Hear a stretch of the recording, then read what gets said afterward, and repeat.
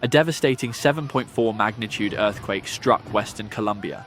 The powerful tremor began at 7:34 a.m. local time, with its epicenter located in the mountainous Choco department. The disaster has claimed at least 111 lives and left hundreds more injured. Major destruction is reported across several cities. President Abelardo de la Espriella has declared a national disaster to immediately mobilize emergency funds and rescue operations.